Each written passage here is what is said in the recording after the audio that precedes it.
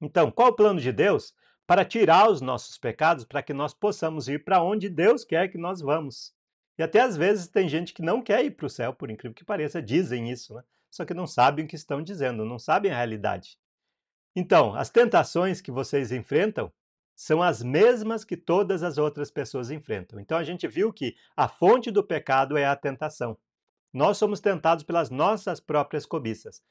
Mas as tentações que nós sofremos são as mesmas que qualquer pessoa, inclusive até Jesus, sofreu as mesmas tentações que nós sofremos.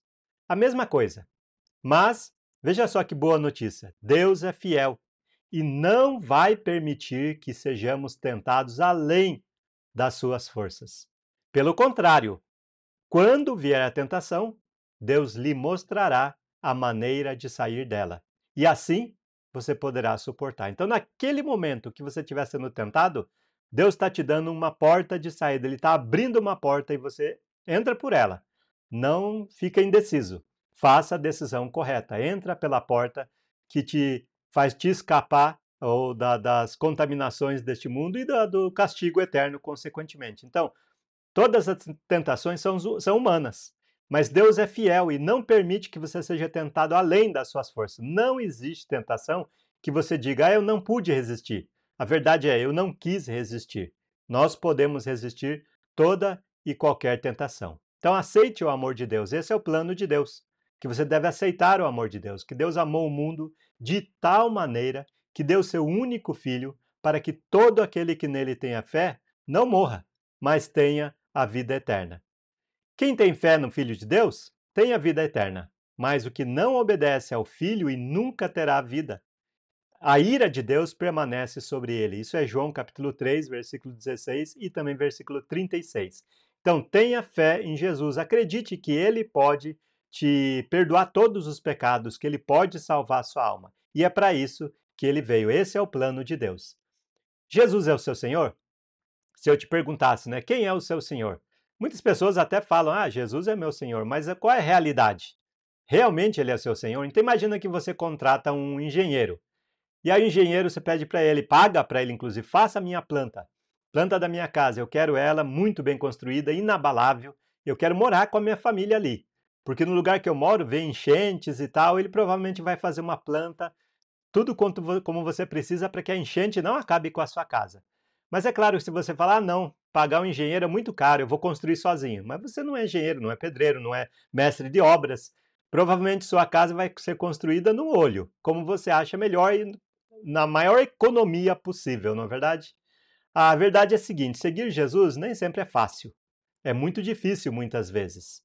Nós temos que abrir mão de muitas coisas, de muitos prazeres, dizer não para a gente mesmo. Muitas coisas a gente precisa pensar ao seguir Jesus. É caro seguir Jesus, mas, então vamos voltar aqui para ver essa passagem. Por que vocês me chamam Senhor, Senhor e não faz o que eu digo? Imagina então que você contratou Jesus para fazer o plano da sua casa eterna lá no céu. Mas ele fala exatamente o que você precisa fazer e você não faz. Aí ele pergunta para você: por que você então me chama Senhor? Por que você me chama engenheiro da sua vida, né, se você não segue o plano que eu construí para você? Confiar em Jesus é como construir uma casa sobre a rocha. Não confiar em Jesus, não obedecer os seus mandamentos, é como você construir sobre as areias e sem alicerce, sem fundamento. Quando a enchente vier, vai derrubar. E quando a enchente vier, você geralmente está escondido da enchente dentro de casa. E o que vai acontecer? Provavelmente o que vai acontecer é que a casa vai cair na sua cabeça. Para que isso não aconteça, confie em Jesus e siga o que ele disser. A morte de Jesus e a nossa atitude. Então, Jesus é a resposta de Deus, como a gente sabe. E quem é responsável pela morte de Jesus?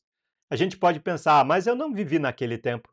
Eu nasci em 1960, 70, 80. Tudo bem, eu não estava lá. Não foi eu que joguei pedra na cruz, não xinguei Jesus, não duvidei da sua ressurreição, eu não estava lá. Então, parece que a gente não tem culpa nenhuma, né?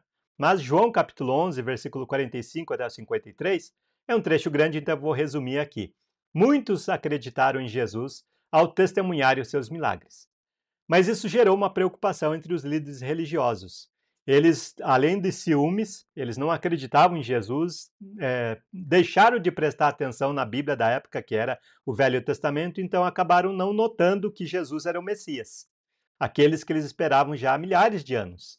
E acabaram até crucificando Jesus, que é o final dessa história, inclusive, que eu estou contando agora. Muitos acreditaram em Jesus por causa dos seus milagres, mas os religiosos ficaram preocupados com isso. Os líderes então começaram a discutir entre eles: o que vamos fazer? Se nós deixarmos Jesus assim, fazendo milagres, todo mundo vai começar a acreditar nele. E aí depois virão os romanos e vão destruir toda a nossa nação, a nação dos judeus naquela época. Que os romanos é que mandavam na Judéia naquele tempo. Então os romanos destruiriam tudo porque eles não gostavam assim de bagunça nos países onde eles dominavam, né? E eles realmente acabavam com aquele país quando tinha alguma coisa assim. E eles então, por medo, por questões políticas, decidiram matar Jesus. Caifás era um sumo sacerdote. No Velho Testamento, o sumo sacerdote era aquele principal homem que mandava assim, fazia a lei ser obedecida. A lei era o Velho Testamento. E Caifás era sumo sacerdote naquele ano. E ele deu uma opinião: olha, é melhor que um só homem morra pelo povo todo, falando sobre Jesus, né? E sem saber, ele estava profetizando a morte de Jesus por todos os seres humanos, não somente pelos judeus, mas por todos os seres humanos. Então Jesus morreu não somente pelos judeus daquela época, mas Jesus morreu por todos os seres humanos do passado, daquele tempo, e do presente, atualmente, e também do futuro, aqueles que ainda vão nascer. 1 João capítulo 2, versículo 2 diz o seguinte: Jesus foi oferecido em sacrifício pelos nossos pecados, e não somente pelos nossos próprios pecados, mas também pelos do mundo inteiro. Então Jesus é o sacrifício pelos pecados do mundo inteiro, não somente dos judeus daquela época, não somente por nossos pecados atualmente, mas pelo pecado do mundo inteiro de todas as épocas. A única resposta é Jesus. Basicamente a questão é a seguinte: se você tem principalmente alguns países que tem pena de morte. Se você cometer aquele delito, aquele crime, você é punido com a morte. Para Deus, qualquer pecado é digno de punição de morte, mas ninguém quer morrer. No Velho Testamento, então, Deus falou o seguinte: pega um animal, um cordeiro novinho, de 1 ano, puro, sem defeito, e você vai matar ele no seu lugar. E assim as pessoas faziam todos os anos. Por isso que Jesus é chamado o Cordeiro de Deus, né? Isso vem do Velho Testamento também. Então, hoje nós temos também alguém que vai morrer no nosso lugar. Não é um animal, mas é Jesus. É o Cordeiro de Deus. É uma pessoa que tem uma alma, como nós, que teve, claro, uma vida como nós, né? Nessa terra, ele viveu exatamente igual a nós. Então, por isso ele é o Cordeiro de Deus, por isso ele morreu pelos nossos pecados. Quem merece morrer? Quem pecou. Mas Jesus tomou o nosso lugar. Quem nos representa é Barrabás, que deveria ter morrido naquela cruz, da qual Jesus morreu. E o que devemos fazer? Já que nós somos culpados da morte de Jesus, o que nós devemos fazer? Bem, Pedro declarou o seguinte: esteja esse Jesus que vocês crucificaram, Deus o fez Senhor e Cristo. Então ele estava dizendo: olha, o Messias foi esse homem que vocês crucificaram. Eles só entenderam naquele momento ali que Jesus era aquele que eles estavam esperando há anos, há milhares de anos. Aí então eles ficaram muito arrependidos ao ouvirem o que Pedro disse, e o povo sentiu um profundo remorso e perguntou a Pedro e assim aos apóstolos naquele momento: o que devemos fazer? E essa também deve ser a nossa pergunta: o que é que devemos fazer para que nós não vamos para o inferno?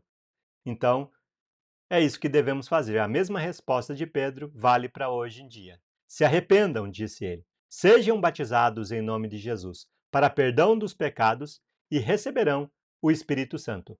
O Espírito Santo é como se fosse uma alma nova, porque a nossa alma ela já está corroída pelo pecado.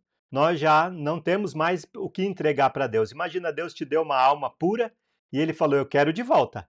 E um dia ele vai chamar você e falar: me entregue a alma que eu te entreguei. E aí você entrega para ele falando: não foi isso que eu te entreguei, era pura. E você tem que entregar pura. A única forma de purificar as nossas almas é nascendo de novo. E a única forma de nascer de novo não é voltar para a barriga da mãe, não dá, mas é da água e do Espírito. Por isso Jesus disse que para Nicodemos, naquele encontro com Nicodemos, tem que nascer da água e do Espírito. Mais tarde, Pedro fala a mesma coisa em outras palavras: sejam batizados uma pessoa é batizada em água, né? E batizados em nome de Jesus, para perdão dos pecados e receber o dom do Espírito Santo. Resumo do que nós vimos aqui. O pecado nos torna impuros, o pecado nos contamina. E não foi assim que Deus nos criou. Um dia ele vai voltar para tomar o que é dele, que é a nossa alma. Ele quer de volta para nos levar para o céu. Só que o pecado nos torna impuros e, consequentemente, nos condena. Deus nos ama, mas odeia o pecado. Ele não odeia o pecador. Mas, um dia, quando não tiver mais jeito, pecado e pecador vai ser a mesma coisa. Deus ama a gente e odeia o pecado. Só que Deus não vai levar o pecado para o inferno, vai levar o pecador. Então, é bom a gente pensar o que a gente tem que fazer com o pecado, né? Deus quer perdoar os nossos pecados. Essa é a intenção de Deus, perdoar os nossos pecados. E Jesus é o sacrifício no nosso lugar.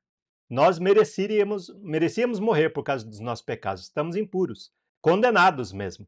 Mas Jesus disse: Eu vou morrer no seu lugar, para que você não precise morrer. E a morte principal é espiritual, porque morrer fisicamente todo mundo vai, mas morrer espiritualmente nem todo mundo. Precisamos morrer já nessa vida, a segunda chance está aqui, então devemos aproveitar. Ele quer nos dar uma nova chance. Se há uma nova chance, uma segunda chance, já está aqui e Jesus é o nome dessa segunda chance.